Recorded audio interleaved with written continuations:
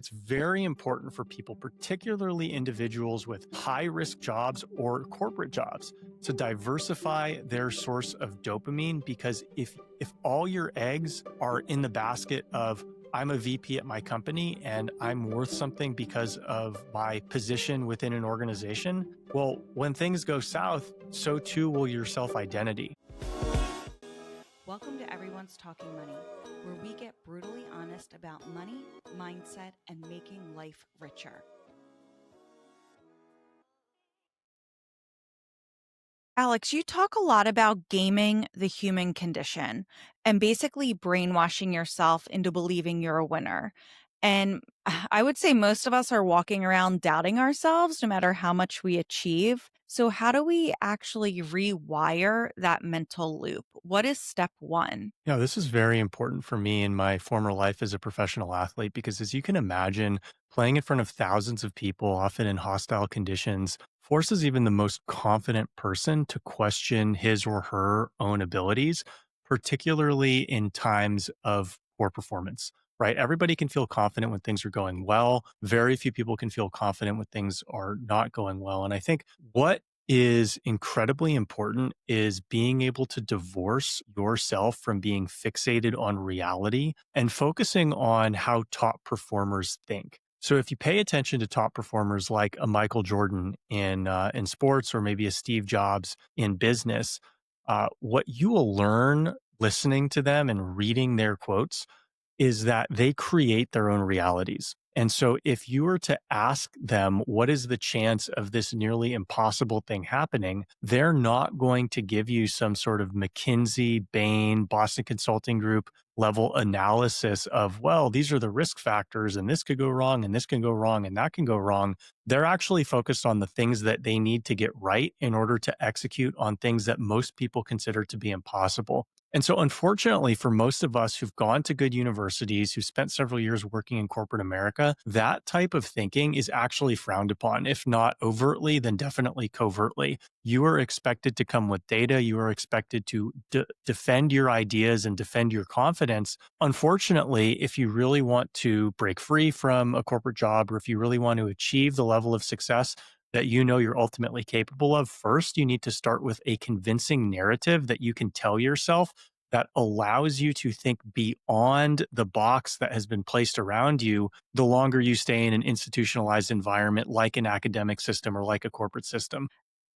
What would we do for someone that's successful on paper, but still feels like they're white knuckling their life? Uh-huh. How do we build in small wins to get to eventually nearing like a Steve Jobs kind of thinking of creating a different reality for ourselves? I think it's important to realize that our minds are dishonest with ourselves. And so we think of our brain as some sort of logical, rational processing system, but it's actually just reflective of the stressors that we face in the present. And so one of the things that I like to do, both for myself and with the individuals I coach, is put us through training, physical training, because if you are running a 5K, it doesn't need to be a marathon, doesn't need to be an ultra marathon, triathlon, anything crazy. If we're talking about running 1, 2, 3 miles and putting a time goal around it, your brain is going to convince yourself that you can't do it part of the way through the run.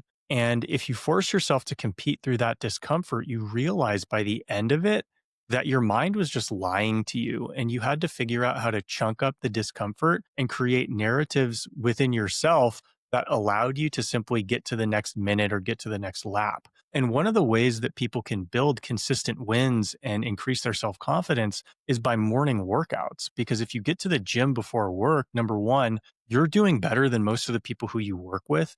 You have an endorphin pump before you even start your day.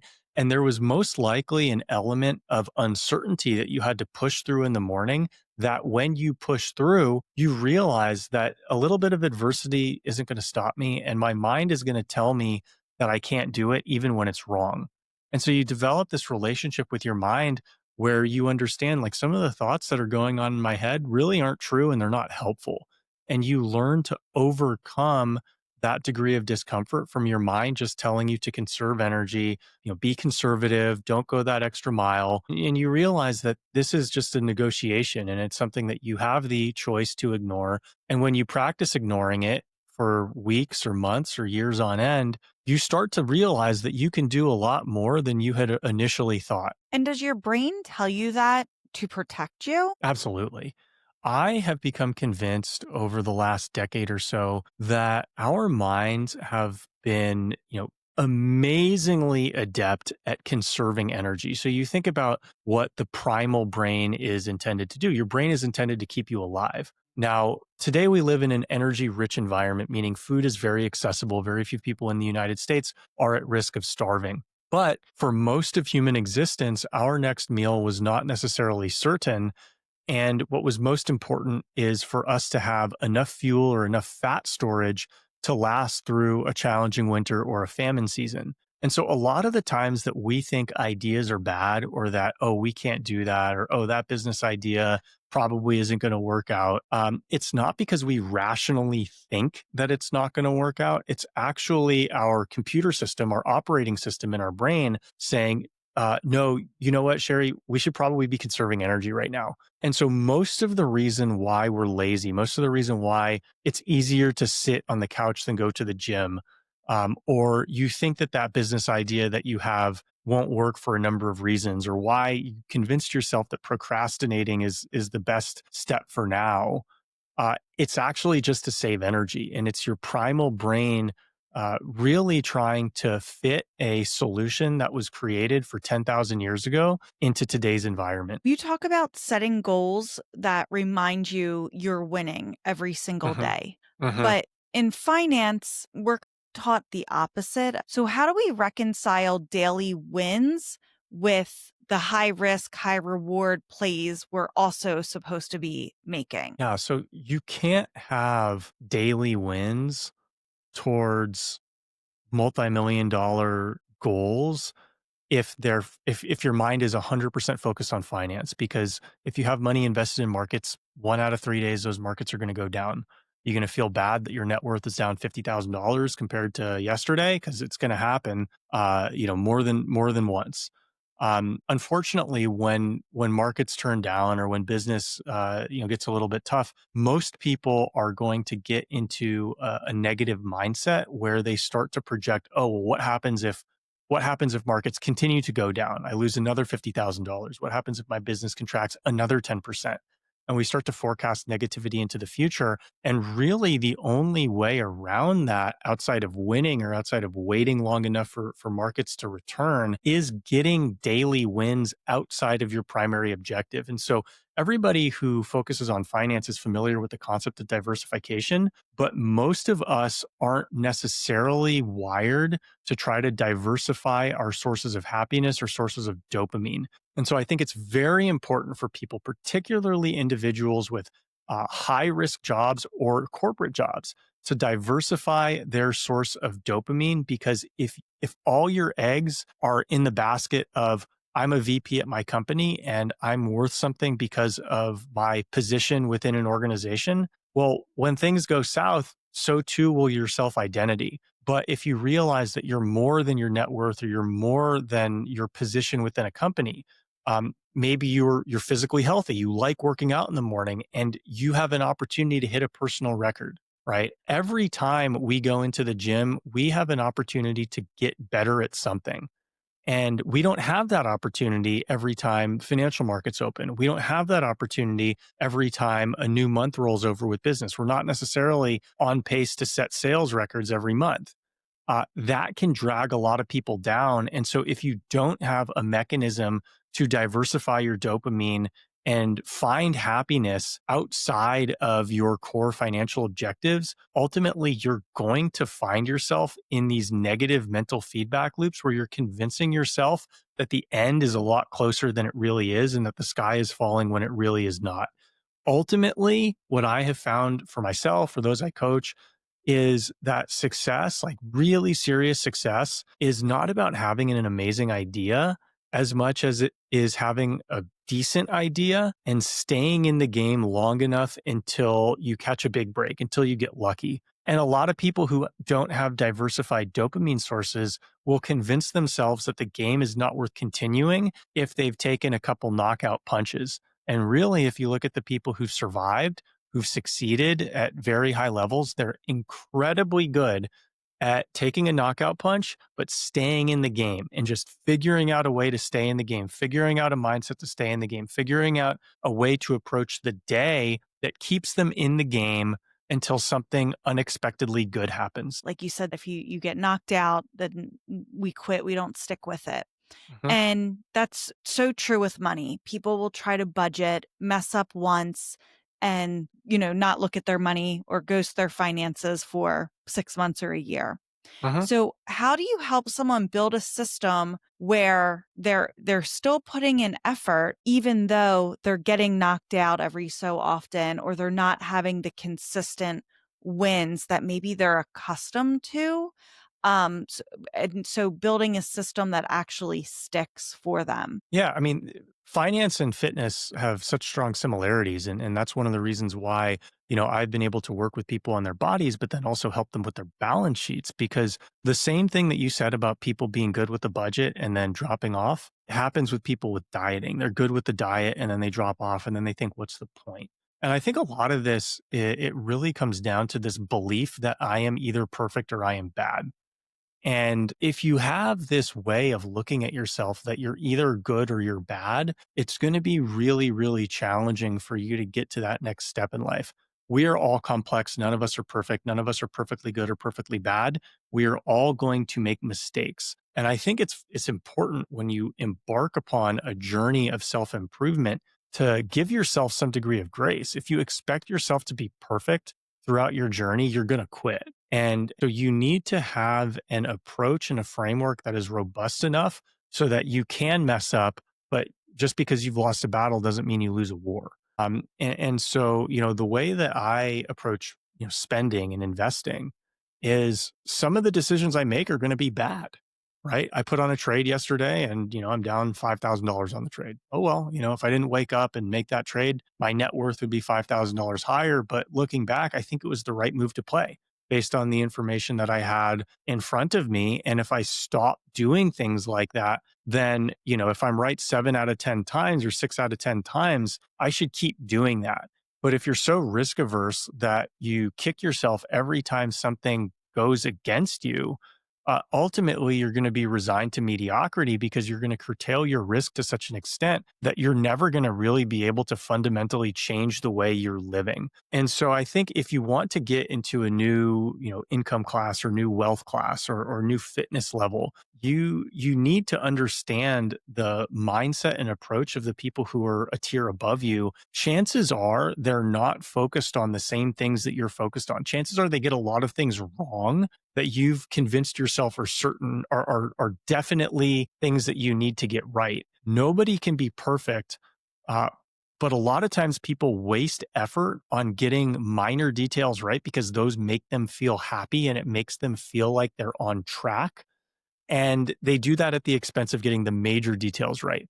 Are my core investments in companies that have strong growth potential over the long term? Are my core dietary decisions oriented towards eating food that makes me less hungry rather than more hungry?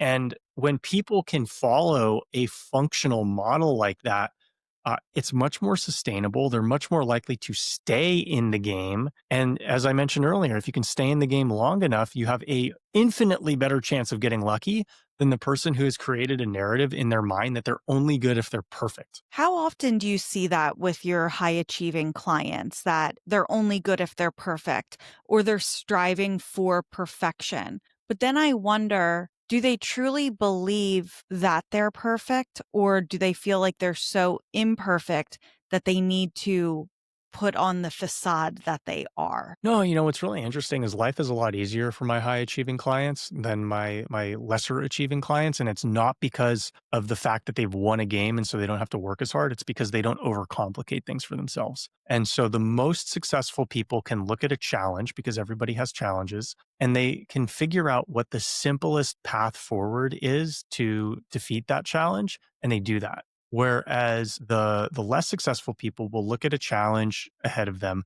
they'll get flustered by it, they'll misread it, they'll create narratives in their mind that amplify the threats that they face. They'll start questioning the relationships that they have in contexts where they're not helpful. And then ultimately, they're sowing the seeds of their own destruction, which forces them to work twice as hard just to get back to even. And so, an anxious mind is often the mind that creates a lot of unnecessary work for yourself, whereas a calm and confident mind makes it a lot easier for you to simply focus or identify first the three things that you need to do to get better and then execute on them. And so, the highest achieving people, they look at self improvement as a hobby, right? They don't feel like I'm terrible if I don't do this thing. It's just, hey, you know what? I want to get a better body. I want to make more money. I want to make more money without working as hard. And they don't think that they're a worse person because they're not progressing towards their goals, uh, you know, instantaneously. They can just look at failure and objectively grapple with it, or look at struggles and objectively grapple with them, and figure out what the most logical sense path forward is until they start to make the progress that is due to them. So would you say that your more successful clients, they can separate, they can remove the emotion from the struggle, or they can remove the emotion from the challenge and say, this is what it is. This is the challenge. Here's how I'm going to achieve it. Where those that are less successful have a more anxious brain, they're like throwing all of these emotions on these challenges or setbacks or hurdles and almost making that as a reflection of them as a person versus removing all of those emotions from it and just looking at it factually. Absolutely. But I want to clarify that the people who are very good at removing emotion from it, they're not removing emotion from it entirely. They're not robots. They're not, people we look at and say, well, there's no way that I could be like that person. I was actually talking to one of my clients a couple days ago, and he was a Major League Baseball player. He made $50 million in his career, but looking back on it, he didn't do everything he wanted to do. He knew that he could have been a better hitter than he was. And he looks at his career as, not necessarily something that brings him as much joy as most people would if they had that degree of success at the highest level. But he did have a very, very good mindset on defense. And so it's interesting because the same people who have this low anxiety mindset in certain areas of their lives, they don't always have it in uniformly across areas of their lives. And so don't think that, oh, well, just because this famous person does it, that's why this person's a billionaire and I'm not, or that's why this person's a decamillionaire and I'm not. Uh, they everybody from, people who have won beyond the wildest imagination of most to regular people can benefit from figuring out how to reduce negative self-talk and convince themselves that they're great, even if the facts don't necessarily line up with that narrative. What does that look like for someone? Because are we towing the line of like faux positivity by if the facts aren't necessarily lining up with what we're telling ourselves? Or is it just you have to do that extreme to retrain your brain? It's both, and it's not a one mindset fits all type approach. And so, one of my teammates at Vanderbilt University is the pitching coach for the Philadelphia Phillies.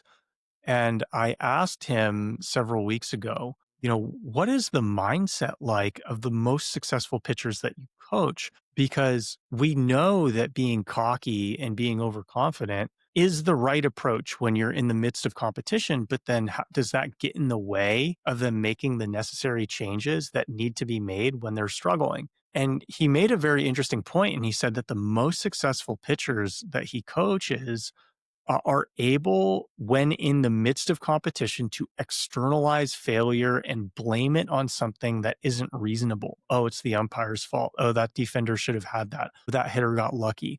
So they're lying to themselves while they're competing, while they're in execution mode. But when the game is over and they're reviewing the film, they can take a step back and say, yeah, you know what? I didn't finish on my pitch here.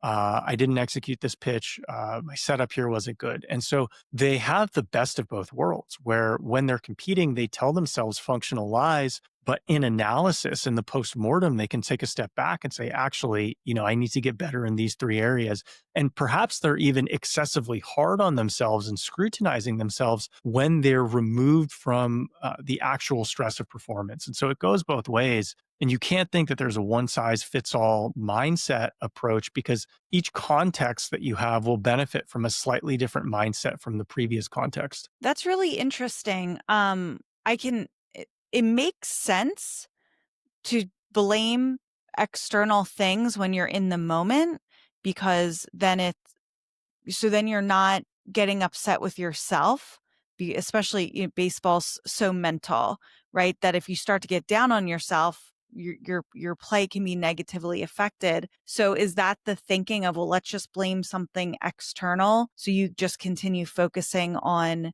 yourself, and again removing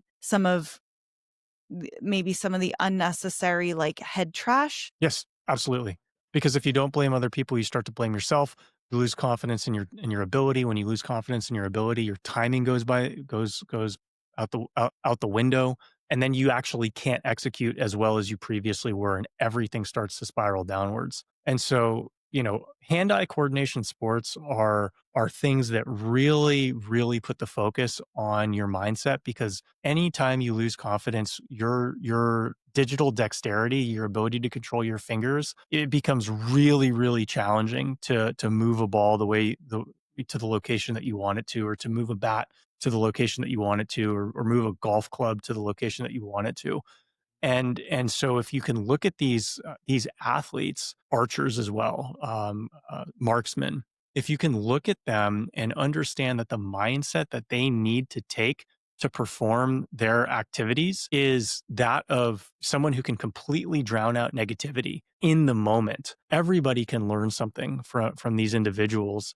And it's not something that you can replicate overnight, but it is something that you can look to as a North Star to say, you know what? If I want to be more successful, I need to take this trait that I might find annoying. I might find this person to be incredibly arrogant. I don't like him, but I recognize that this trait that he has really helps him in certain contexts and can help me in similar contexts. And I think one of the benefits that I had playing baseball with people who had such different ways of problem solving from me is, humbling myself to where I realized that everybody doing better than me had something that I could learn from. Even if I didn't respect the person, even if I thought they were a bad person, uh, they still did something that I wasn't doing, that if I wanted to succeed at the level that they were succeeding, I needed to figure out how to incorporate into my game plan. You talk about how to add by subtracting. You say you don't advance from intermediate to elite by doing the same thing that got you from beginner to intermediate. Mhm. So you have to figure out what you need to do less of, so you have the time and energy to double down on what matters. Tell me more about that, because how do you figure out how to do less and what to not focus on as you're trying to get to the next level, in no matter where it is? So everybody has had bosses, CEOs, politicians that they think are incompetent, right? How could this person be in a leadership position? He can't do X, Y, and Z. How often do you look at that incompetent leader and think, does he really need to be able to do X, Y, and Z? Right? You're projecting the job description that you personally have on the person above you in the organization, and that person has a different job description. And so every time you see somebody who's in a position of authority who is not good at something that you think they should be good at, chances are they're good at something that you don't realize they're good at, or they're great at something that you don't realize that they're great at, because what they're great at offsets what they're bad at. And especially if they've been successful for years or decades in a similar position to where they're in, uh, that's really an indicator that they found shortcuts, that they're not perfect. The way you get to the next level isn't by being perfect at the things that you're bad at. It's by understanding, what do you not really need to be good at that you're putting a lot of effort in, that the people above you aren't really good at. Maybe they're outsourcing it to other people. Maybe they're better at identifying people who can do it for them. And what are the skills that they have that truly move the needle. And so an example would be like in a law firm, or some sort of services firm, you know, the junior people are the ones who are really focused on the analysis portion, the presentation construction, but they're not the rainmakers. The rainmakers really need to be excellent at sales and relationship management, business development. And so as a junior attorney, you know, you might think, why do I need to get better at golf? I need to be able to work with the paralegal to prepare for the case. But as you get to a more senior level, you have paralegals who help you prepare. You've been doing the job for 10 years, 15, 20 years, so you understand what needs to get done. But the hurdle that you need to clear to grow your business is your ability to be a salesperson, which isn't something that they taught you in law school. And so you have to be adept enough, or you have to have the cognitive dexterity to recognize when the skills that you've developed to get where you are not the skills that need to be augmented to get where you want to be. And oftentimes, when you see people above you who are bad at the things that you're good at, that's an indicator that maybe your focus is in the wrong areas. I was going to ask, how do we identify that? Because if we are having success doing what we're doing, it's then almost we have to take a left turn and stop doing what we're good at to bring on and start a new skill set that will get us to the next level. So are you saying in order to identify what we need to focus on to get to the next level, we have to look at the people that are already there?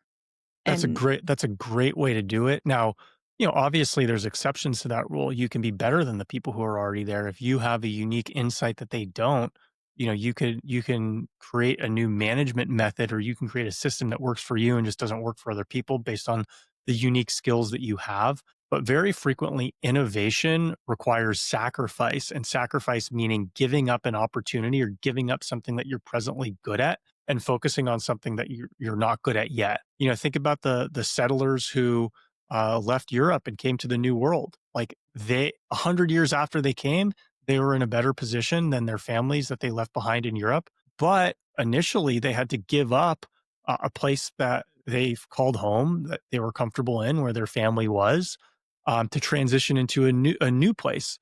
Where they had to develop new communities and new relationships and new skills and learn a new language. And same with people who start companies. You know, they left their director level job at one company to start another company or take a more senior position at a smaller company. And that means they leave the salary and the perks behind of the larger company and the security of the larger company so they can build something that hasn't yet been built. And so anytime you're, you know, in the process of achieving something great, it requires frequently that you give up something that's good in order to focus on getting the thing that's great or building the thing that's great. you talk about training less so you can train harder, so better results with less work. Mhm. And physically, what that means, burning fat outside of the gym. But how else can that apply to us outside of the gym when it comes to our finances or when it comes to our career? How can we get better results with less work? Absolutely. So the same mistake that most people make in fitness is a very common mistake that people make in personal finance. At least, you know, based on my perspective, my experience. I'm not a certified financial planner. I'm not giving financial advice, but a common mistake that I see is people being overly focused on calories. If I burn more calories than I consume, then I'm going to lose fat. And it's like, yeah, that's technically true. Just like if you spend less money than you earn, you are going to save money. But that's not really how true wealth is made. And that's not how true metabolic health is achieved. If you want to be able to eat food comfortably, you need to have a fast metabolism. And in order to get a fast metabolism, you need to be able to do impressive things athletically, like run fast for at least a medium or small distance. You need to be able to lift heavy weights, maybe not Superman heavy weights, but like heavier than you were born able to do. The way that crosses over into finances, the way that you become rich isn't by saving a high amount of money every month or every 2 weeks. It's actually investing in companies or products or revenue streams that have extremely high growth potential. And so it's the difference between trying to get rich by saving dollars and trying to get rich by building equity. Most people don't have the patience to go through the ups and downs of building equity. So In place of that, they simply try to save a few $1,000s every month. And they've convinced themselves that if I see my bank balances go up by a few $1,000s every month, that's the path that I need to be on. Oh, if my Apple Watch says I burned a certain amount of calories and I counted the amount of calories that I ate and I was under that number, then that's the path that I need to be on. And unfortunately, that's how you have intermediate progress, right? There's very few people who are bankrupt or in severe financial distress who are spending less money than they make, and there's very few people who are extremely overweight whose Apple Watch says they're burning more calories than what they're consuming according to the nutrition labels on food. However, if you look at the most successful people, they're not taking that approach. The wealthiest people are building equity, or they're taking, somewhat risky positions in investments that other people don't see value in the way they do. And the most fit people aren't tracking calories the way a less fit person would be. If anything, the most fit people are tracking calories to ensure that they're consuming enough food, not too much food. It's kind of like the saying of getting your dollar to work hard for you, or how are you going to get the biggest bang for your buck? When I speak with clients, they'll come to me and say, "Well, I want to pay off my mortgage, or I want to focus on getting my mortgage down." It's like, "Okay, well, I want to redirect all my extra dollars to that." "Well, what's your mortgage rate?" It's like, well, actually, you're correct. Debt is not good, right? We don't want a lot of debt. But if we're actually going to get the biggest bang for our buck and get our dollar to work hardest for us, historically, the market returns 7% on average. Your dollar is actually working harder for you if you invest it. And I think that's kind of like a very basic example of what you're saying of how are how is your money going to work smarter and not harder? Because if you're just seeing, well, my mortgage balance went down by $1,000, yeah, that's good. But could that $1,000 have grown exponentially over a period of time to actually increase your net worth that much more? Absolutely. The relationship that people have with debt is very similar to the relationship that people have with food, in that the people who are in the worst shape typically have too much of it, and it's the wrong kind. So people who are very overweight eat a lot of food, and it's bad food.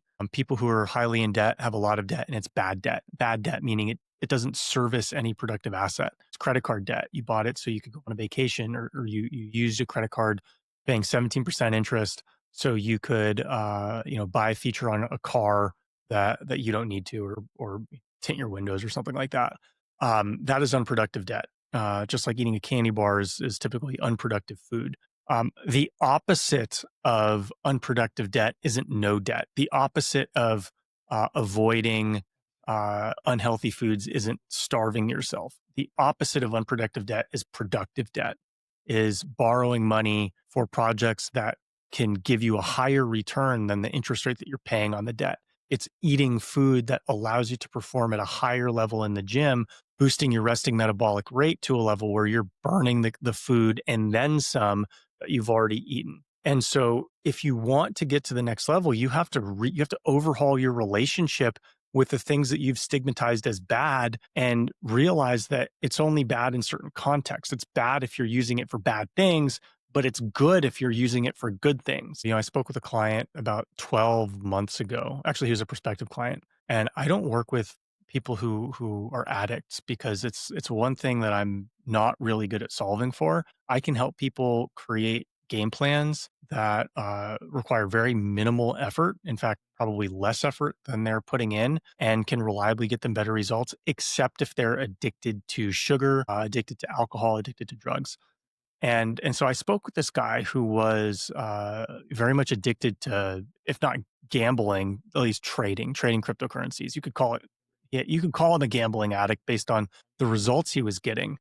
Um, and he was also addicted to eating. And so I told him, basically, like, here are the challenges that I would have working with you. But basically you need to get your relationship with dopamine in order for us to even give you a fighting chance. And, I didn't reach back to him for a while, because, I just didn't think that there was going to be really an opportunity for us to work together. And then 6 months later, he reaches out to me interested in me coming on to be an executive coach at the company that he founded. And he said, hey, Alex, since we spoke, I lost 30 pounds. I haven't put on a levered trade. I took that as a catalyst for change in my life. And guess what? He figured out a way to become a lot more disciplined with his eating, but also a lot more disciplined with his trading and with his financial decisions. So um, there's certainly plenty of examples of people who are highly disciplined in one area and undisciplined in another area. But there's also a lot of people who are undisciplined in all areas. And so, is there a correlation between the two? Yeah, there absolutely is a correlation. Is it one to one? No, it's not. But underneath a lot of it is dysregulated relationship with dopamine. And that's something that I think is going to be one of the most important things that people can have now and in the future, particularly as products and services become more addicting. Companies make more money, figuring out how to get their product or service embedded into your life and fixed into your mind where your dopamine is dependent on their service or their good. And if you're unable to maintain an independent source of dopamine, like I talked about earlier, very likely your habits are going to be all over the place, and you're not going to achieve the results that that you really want. And so, yeah, like people who follow gluttonous lifestyles, and I use that term broadly because gluttony doesn't need to simply be siloed around food. It can be around gambling, around trading. If you have no self-restraint, the outcome's not going to be good. I'm glad you brought up dopamine again because I had that written down that I wanted to ask about.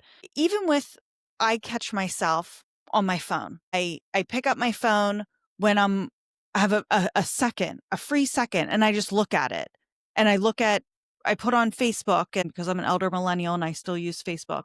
And I tell myself, like, Shari, why are you doing this? You don't need to do this. Like, put it down. You can have 30 seconds to just sit at the red light, right? You don't need to pick up your phone and look at it.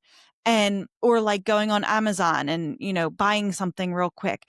And it's those little hits. How can we catch ourselves and go, all right, why are we doing this? And stop it, curb it, and replace it with something that's, I guess, a more positive dopamine hit? Or do we want to like remove the dopamine hits and not be needing them? It's very difficult to consume something that you're addicted to in moderation. And so, from personal experience, I can put my phone on airplane mode a lot easier than I can look at it intermittently. And so it's a lot easier for me to say, okay, day's over, 8 o'clock.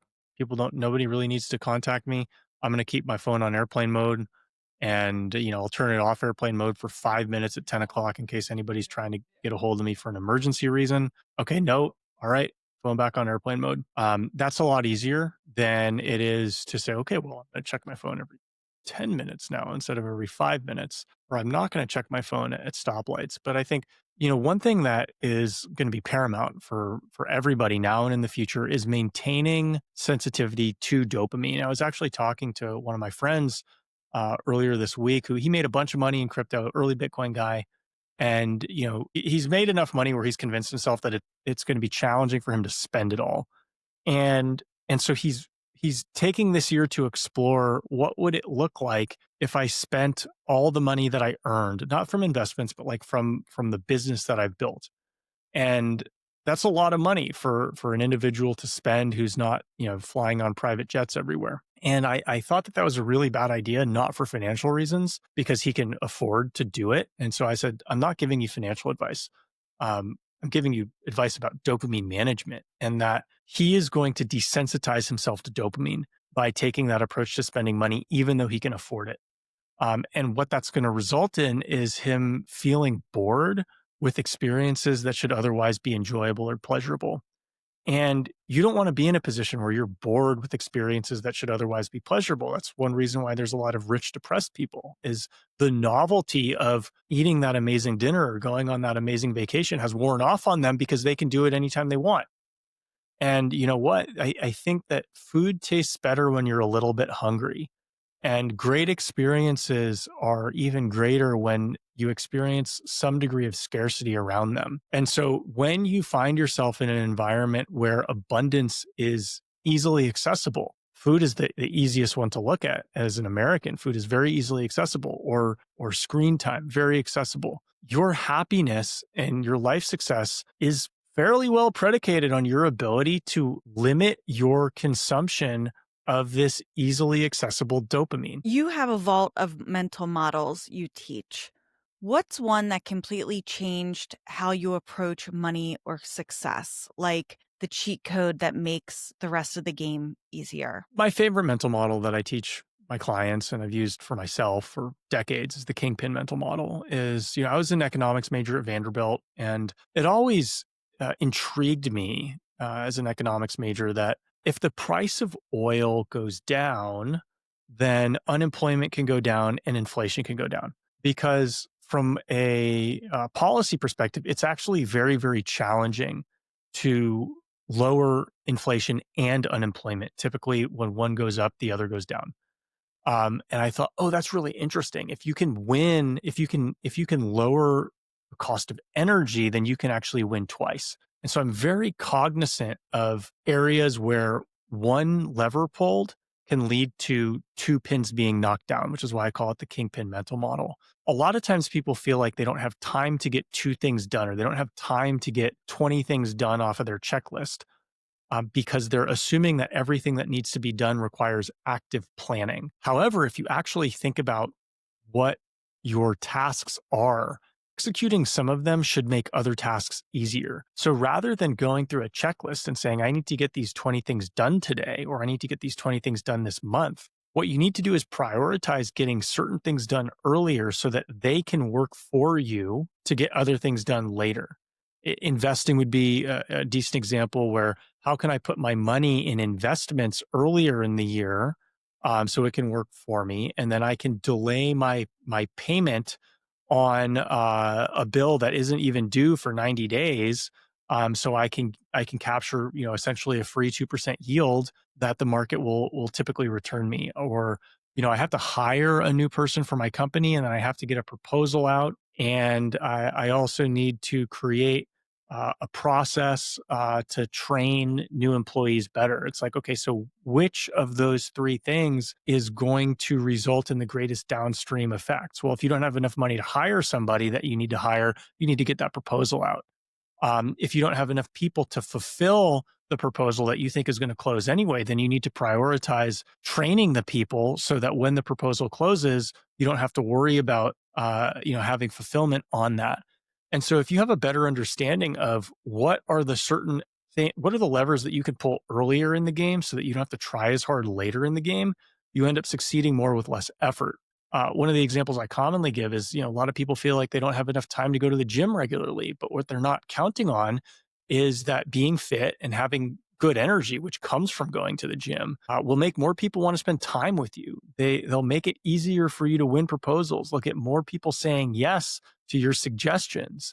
It should make it easier for you to have good experiences with your family and loved ones. And so, yeah, you are investing an extra hour earlier in the day to get that gym session in, but it should result in 90 minutes of less effort later in the day because things are just working for you, without extra effort on your side trying to force things through.